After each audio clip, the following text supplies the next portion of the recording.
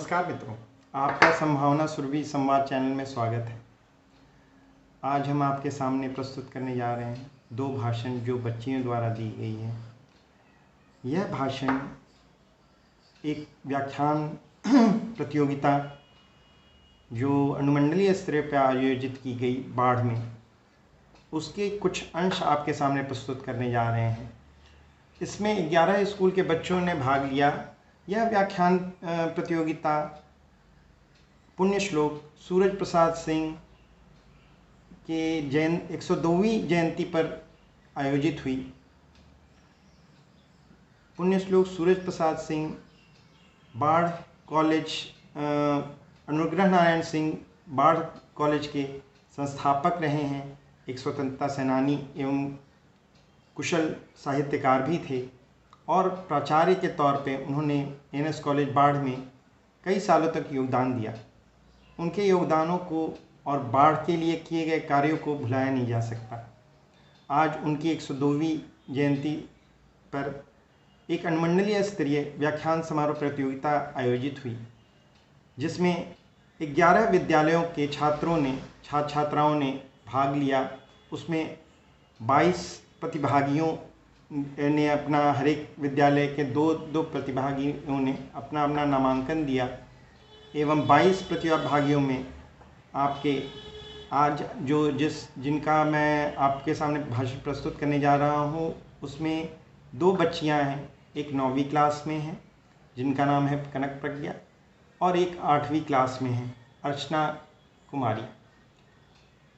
दोनों ने विषय था व्याख्यान समारोह का, दोनों ने बहुत अच्छा ही प्रदर्शन किया और एक ने प्रथम स्थान प्राप्त किया, एक ने तृतीय स्थान प्राप्त किया प्रतियोगिता में। और व्याख्यान समारोह प्रतियोगिता का जो विषय था वह था लोकतंत्र एवं विकास। आइए सुनते हैं उनके भाषण को और आप अपने कमेंट्स कैसा लगा ये ज़रूर लिखें और हमें प्रोत्साहित करें। धन्यवाद।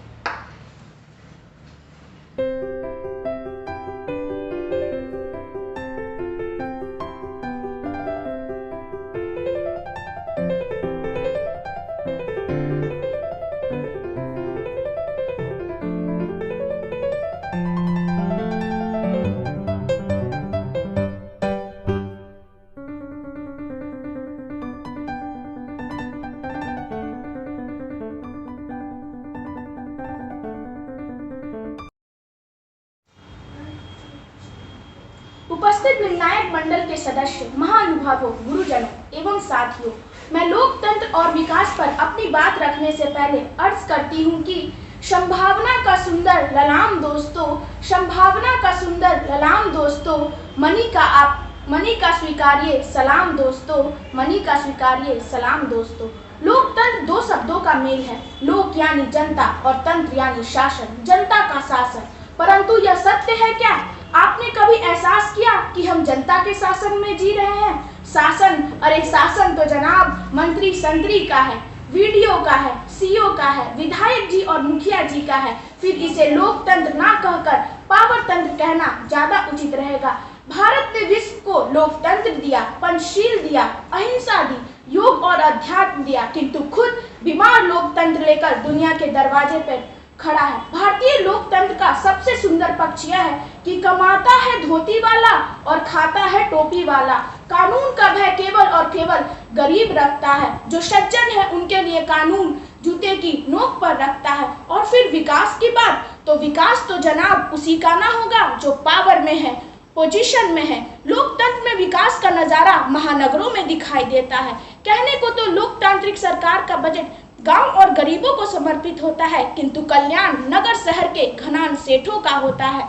शहर सजते जा रहे हैं, गांव उजड़ता जा रहा है। गांव गुमनामी का शिकार है तो शहर में दौलतों का अंबार है, क्योंकि गांव की 90% जनता भोली है, सहज है, सहज से वसूल लेना आसान है। गांव का धन शहर नगर में तैरता चला जा रहा है। भारतीय लोकतंत्र में विकास की योजनाओं में गरीबी निवारण का लक्ष्य हर साल रखा जाता है, किंतु सच्चाई तो यह है कि गरीब ही खत्म हो गए। गरीबी आज भी गांव में पसरती जा रही है। किसी ने सच ही कहा है, चारों तरफ रौब है अंधेरों का, चारों तरफ रौब है अंधेरों का, हाल बदतर हुआ बसेरों का। देखते ही देखते सत्ता में कारवां बन गया लुटेरों का, कारवां बन गया लुटेरों का। लोकतंत्र के चुने हुए प्रतिनिधि जब मंच पे भाषण देते हैं तो गांव की उन्नति की गाथा गाते नहीं थकते, क्योंकि गांव को ही हर बार ठगा जा सकता है। किसी कवि ने कहा है, तुम्हारी फाइलों में गांव का मौसम गुलाबी है, तुम्हारी फाइलों में गांव का मौसम गुलाबी है, मगर ये आंकड़े झूठे हैं, ये दावा किताबी है, ये दावा किताबी है। सच्चाई तो यह है, क्या कहते हैं गांव के जब से हुआ विकास, पहले रहा 1000 में अब 100 में है उपवास। और खेत बिका रुक्का बिका, बाकी रहा दहेज, तेल छिड़क मुनिया मरी, देख न पाई सेज, देख न पाई सेज। बहनों और भाइयों, लोकतंत्र एक अच्छी शासन प्रणाली है, पर भारत में इसे भ्रष्ट नेता नचा रहे हैं, जिनसे कोरोना भी डरता है। इन भ्रष्ट नेताओं, बेईमान सरकारी अधिकारियों ने अपने नापाक इरादों से जो लोकतंत्र और विकास का चित्र बनाया है, वो अदम गौरी जी के निगाह में यह है कि 100 में 70 आदमी फिलहाल जब नाशाद हैं, दिल पर रखकर हाथ कहिए देश क्या आजाद है। कोठियों से मुल्क की मैयार को मत आकिए, कोठियों से मुल्क की मैयार को मत आकिए, असली हिंदुस्तान तो फुटपाथ पर आबाद है, असली हिंदुस्तान तो फुटपाथ पर आबाद है। जय हिंद, जय भारत। आदरणीय अध्यक्ष महोदय, निर्णायक मंडल के सदस्यगण, मेरे हरदिल अजीत साथियों, आज मैं आपके दिए गए अपनी मौलिक बात रखना चाहती हूँ। लोकतंत्र शासन की एक प्रणाली है, यह दुनिया की सबसे अच्छी प्रणाली है। इसके द्वारा जनता को विकास के सारे उपलब्ध कराए जाते हैं। लोकतंत्र का मतलब जनता का, जनता के द्वारा, जनता के लिए शासन व्यवस्था है। लोकतंत्र शब्द से ज्ञात होता है वह शासन या वह प्रणाली जिसमें लोग और जनता महत्वपूर्ण हो। लोकतंत्र में अलग अलग तरह से हर चुनाव की प्रक्रिया अलग अपनाई जाती है और देश चलाने के लिए राजनेताओं का चुनाव किया जाता है। कहीं प्रत्यक्ष मतदान होता है तो कहीं परोक्ष मतदान होता है। अब प्रश्न उठता है कि लोकतंत्र में विकास हो सकता है या नहीं। तो विकास तो हर शासन प्रणाली में होता है, अतः लोकतंत्र में होगा ही, परंतु सच्चाई यह है कि लोकतंत्र में विकास की गति बहुत धीमी हो गई है। भारत में जो लोकतंत्र विकसित हुए हैं उसमें धर्म, जाति, रंग, लिंग, अगड़ा पिछड़ा जैसे कई भेद प्रभावित करने लगे हैं, जिनसे विकास के सपने अधूरे रह गए हैं।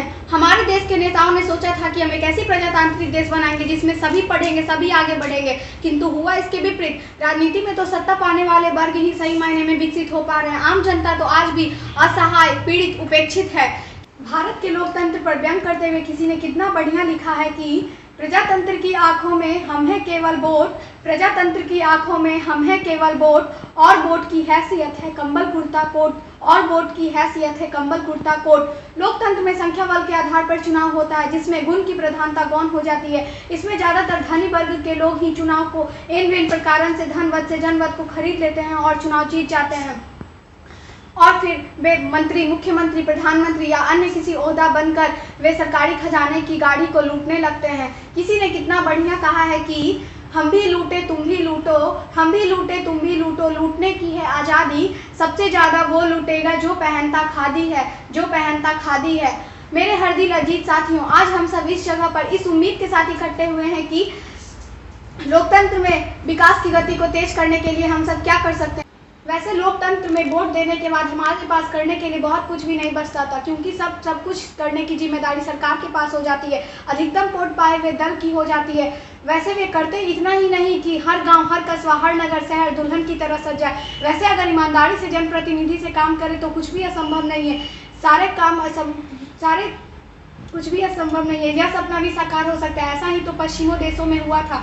जनप्रतिनिधि पूरी ईमानदारी और निष्ठा से सेवा करके उन देशों को विश्व के विकसित देशों की लाइन में खड़ा कर दिया गया। भारत जैसे विकासशील देश में जहां लोकतंत्र की जड़ें अत्यंत गहरी है, वहां विकास की बयार तेज करने के लिए हमें संघर्ष करना होगा, एक्टिविस्टों की फौज तैयार करनी होगी और हर गलत कार्य को निर्भीकता पूर्वक विरोध और हर अच्छे कार्य को जोश के साथ समर्थन करना होगा। ऐसा होगा तभी हमारा लोकतंत्र स्वस्थ, सबल और विकास की गति को तेज करने वाला होगा। अंत में मैं डंके की चोट पर यह कहना चाहती हूँ कि बहेगी लोकतंत्र में विकास की गंगा, बहेगी लोकतंत्र में विकास की गंगा, हर घर साक्षर हर व्यक्ति चंगा, हर घर साक्षर हर व्यक्ति चंगा। जय हिंद, जय भारत।